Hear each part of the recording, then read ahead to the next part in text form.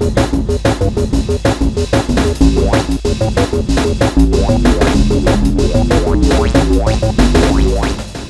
so I have here a deck of cards. Let's just make sure it's shuffled. I know you were just shuffling it.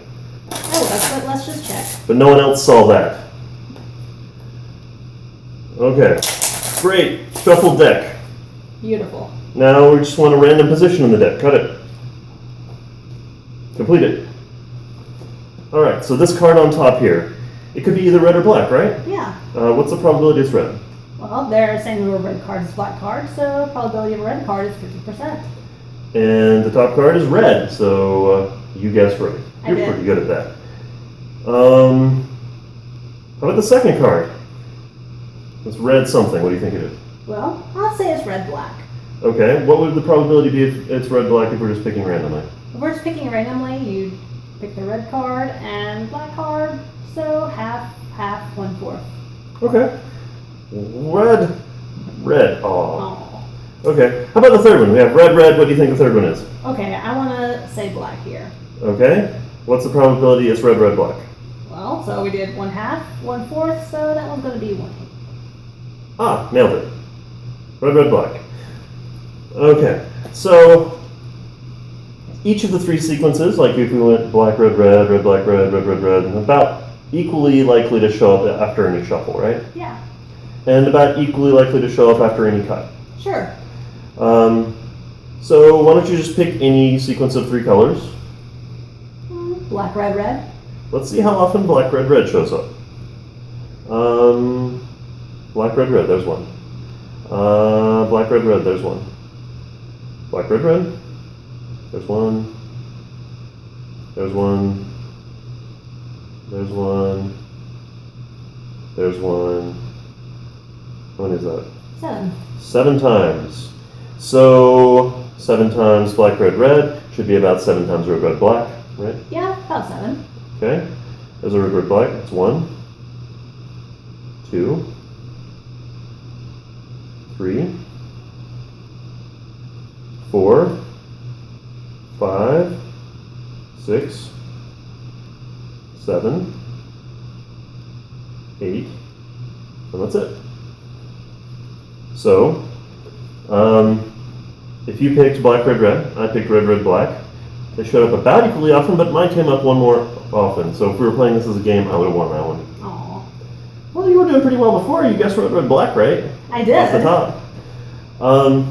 Now, I've just seen all these cards. So have you. We just went through all of them. So if we're going to actually play this game, we need to have them in a random order.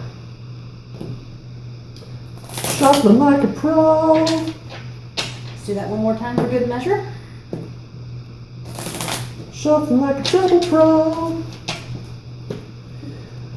Why not cut it this way? It doesn't really matter, does it? No, not really. Especially if we just like spread them out here and we pick each card from a random place. Oh, let's keep them on screen. Alright, so we'll just take turns picking cards. You pick one, put it in front of you, I'll pick one, put it in front of me. Each of us will end up with a random sequence of 3 cards. Alright, I think I'll take this card first. I will take this one. Okay, pick a second card. Put it either side of the first one. Keep it on screen. And I will pick this one. If I can get it. Okay, and I'll pick a third card somewhere. Add it to your sequence. Alright. And I will pick one from this end. It hasn't been really picked over. I know the top one. Actually, I don't really know the top one. And I'll take this one. All right. These are thoroughly shuffled. We'll set them off to the side and take a look at our random sequences. Okay, so show us what your first card is. My first card is black. Okay, my first card is red. Alright, and my second card is also black. My second card is black as well. And my third is red. My third is black. Your sequence, black, red. My sequence, red, black. Okay? Let's go ahead and go through the cards. Every time the last 3 cards I turned up are red, black, I'll keep the whole pile, and we'll start over again. Every time they come up black, black, red, you keep the whole pile, we'll start over. Okay. There we go. Black, black, red. That one's yours. Black, black, black, black, black, red. That's yours. I'm doing pretty well so far. Red, black, black. That's mine. Red, red, black, red, black, black. That's mine. Let's put those on top. Red, black, black. That's mine. Black, red, black, red, black, red, red, red, red. You shuffle these. Red. I did. Red, black, red, black, red, black, black, red, black, black. I get the big pile. Okay. Red, red, black, red, red, God, red, red, shuffle. red, black. That's neither of us. Okay, no one gets those. So, if I would just set my pile next to yours, I think you won that. pretty sure I won that round. Yeah. Okay. So,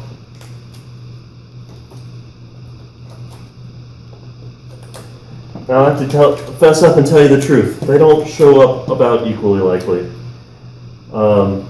Now, the chance, if you cut to a random place, yes, it's about 1/8. But once you know how many times a particular 3-card sequence shows up, you can predict how often other 3-card sequences shows up, because some of them tend to be big or small together. Some of them, if one's big, the other's small. Okay. So, just as an example, pick another 3-color sequence. Let's say black, black, black this time. Black, black, black. Yes. Okay. Count them. There's 1 black, black, black. 2. 3. Oh, that's 4.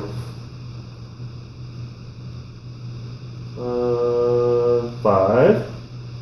6. And that's all. Okay? 6 of them. Okay?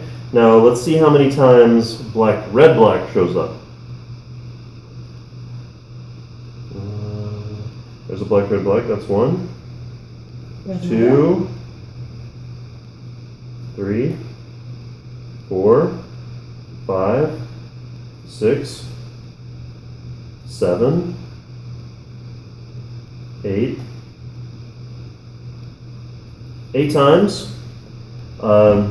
If the black, black, blacks had been even smaller, the black, red, blacks would have been even bigger. But as you can see, they're not actually within one of each other. They're not very close together. So what's going on? Well, truth is, sometimes one sequence of 3 cards shows up a lot. The ones that are correlated with it will also show up a lot, and the ones that are anti-correlated with it show up very infrequently. So if you're lucky and you pick one that shows up a lot, like in the game, and if I pick one that's anti-correlated with it, then you'll win and I'll lose badly, probably. Well, I lost pretty badly that time. So just to make it a little more exciting, since I won the last one, I'll give you a chance. Go ahead and go through. Look at the different types of 3-card sequences. Remember, we're going to be going from this direction. Okay. And see which one shows up the most often. You should pick that one.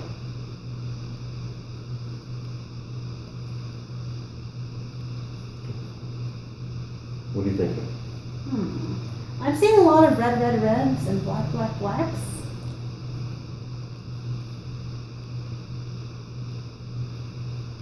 I think I'll go with black, black, black again. Okay. Well, there's a black, black, black sequence right here on the bottom, so we'll put that here to remind people that's what you're going to go with.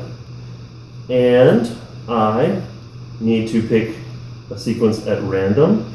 So let me just go ahead and spread these out here. It would be unfair if I just went ahead and picked the one correlated with yours. Let's see. And take this one and this one and I think this one. I just have a feeling my fingers are drawn to these particular cards. Well, let's see what the sequence is. Okay. Let's see what I got. Red, black, black. Let's go. Let's play this game. Red, red, red, black, red, red, red.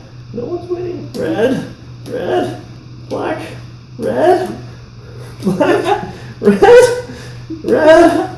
Look at all these black cards out here. We can leave any black ones in the deck. Red, black, black. That's me. Okay. Red, black, black. That's me. Black, black, red, black, red, black, red, black, red, red, black, red, black, red, red, red, black. Oh, red, black, black. That's me. See you again. Okay. Black, black, red, black, black, red, black, black is me again. You're not doing so well as you thought you would. No, I'm not. Black, red, red, red goes to no one. I think it's safe to say you won that. You probably should have gone red, red, red. You saw how many times that came up.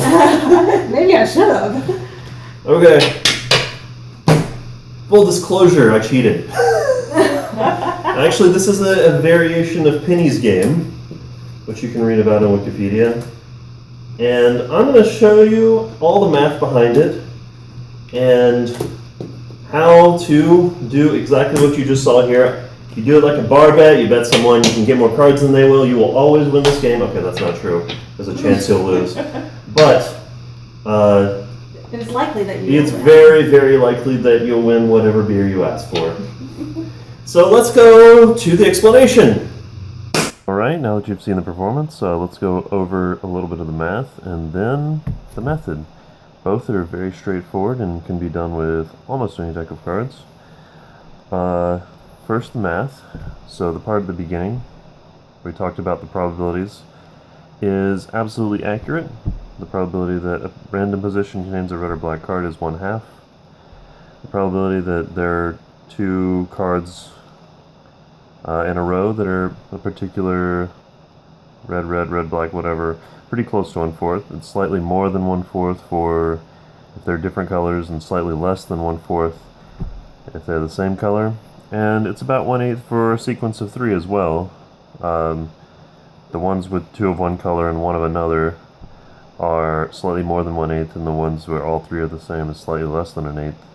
But it's close enough that you can use that as an estimate, which means that in theory, in expectation, each sequence in a randomly shuffled 52 card deck will show up around 6 times, slightly more than 6 times. In practice, of course, it's not exactly that. What we have is that some sequences of 3 are correlated with each other and some are anti-correlated with each other. So once you know how often one type of sequence shows up, you have a good guess as to others showing up more often or less often on that basis, which is exactly what we said in the video, so that part as well is accurate. So if you're going to do it that way, where you present the correlations, you'll need to know what the correlations are.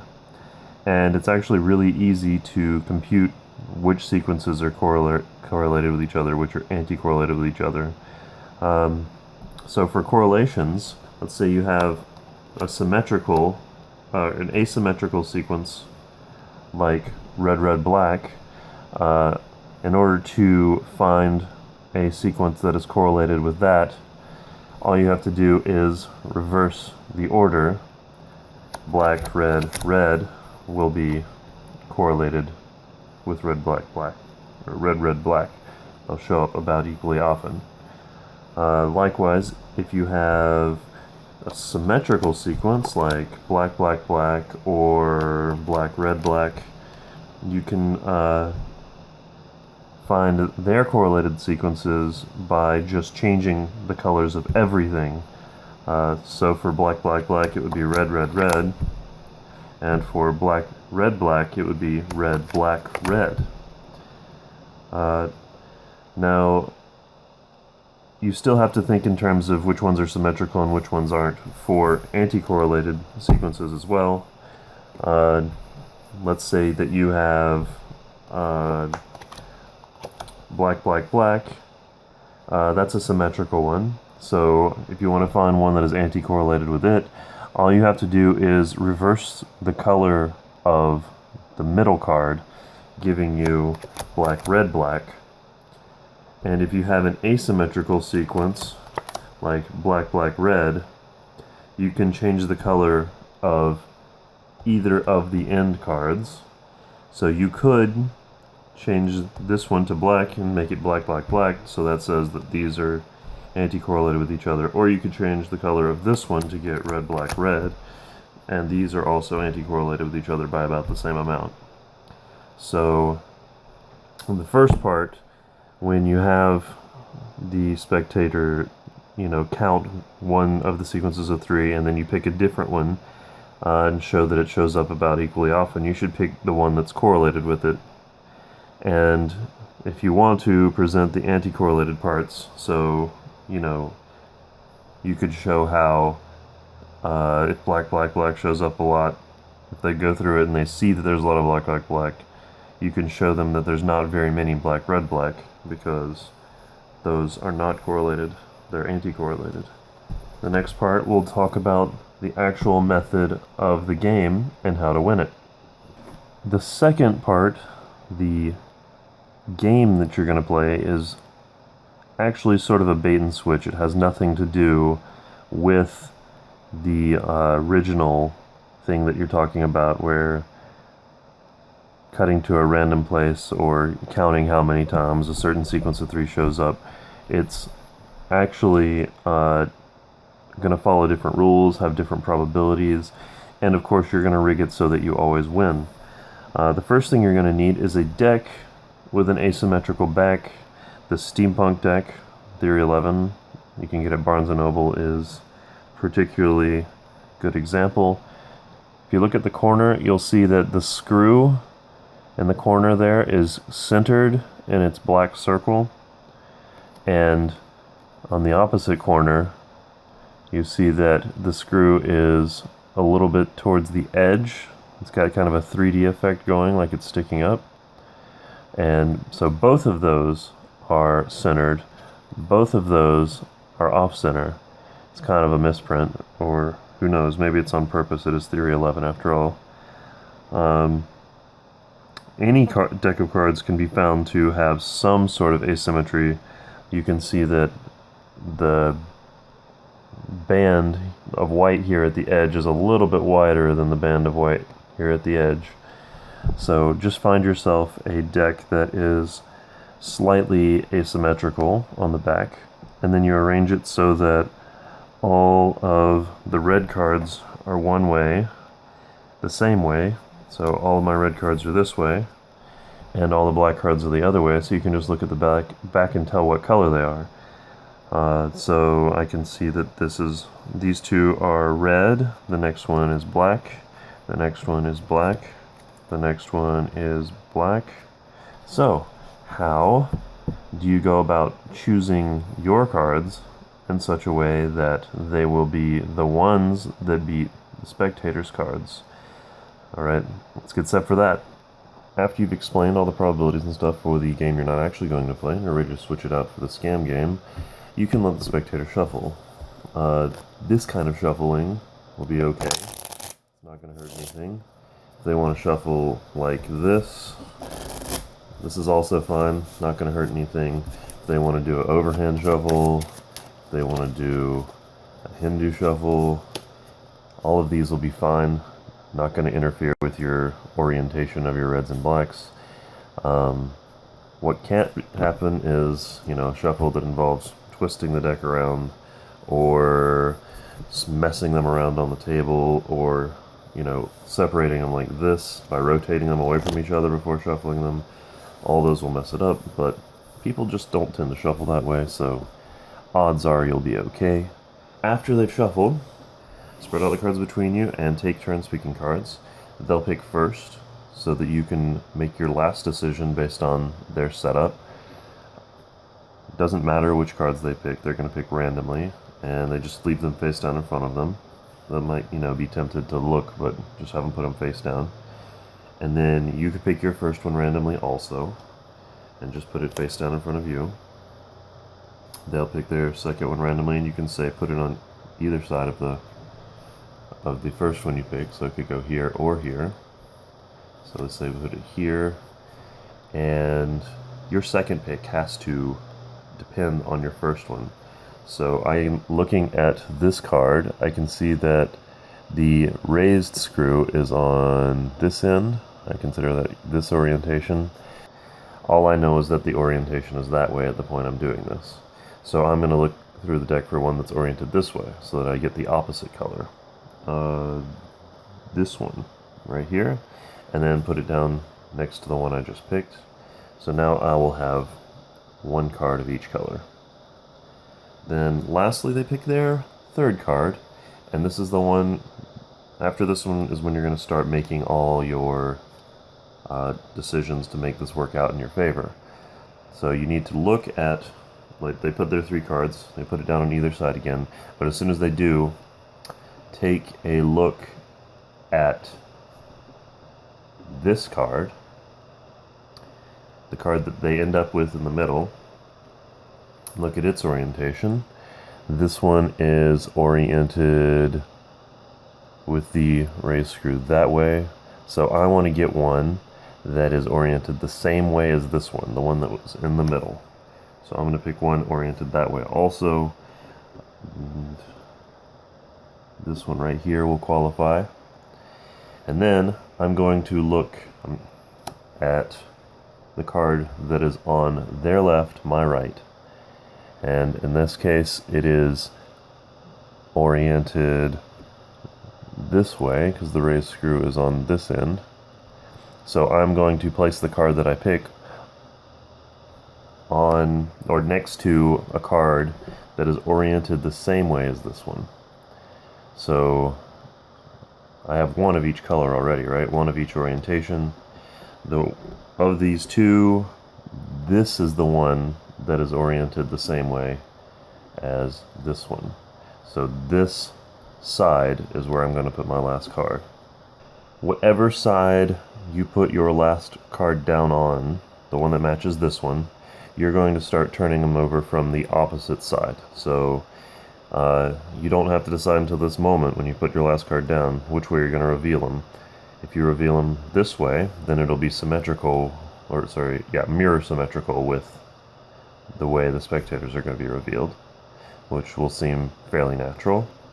If you put the last one down on this side, you're going to start revealing it from this side, which will have it be kind of rotationally symmetrical. It's left to right for both of you, which also seems fairly natural, so you don't even have to make an issue of it.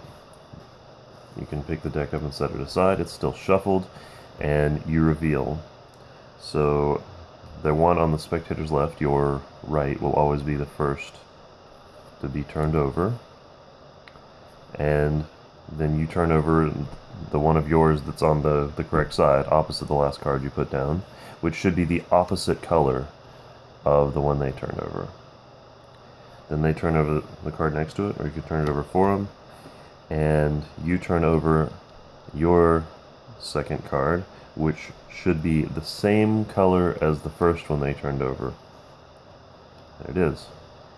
And then they turn over their third card, you turn over your third card, which should be the same color as the second card they turned over. You made sure of that. And that will give you your two sequences. So if theirs is black, red, red, mine is red, black, red. So just to make sure at this point that you've done everything correctly, you check. These two are opposite, these two are the same, these two are the same.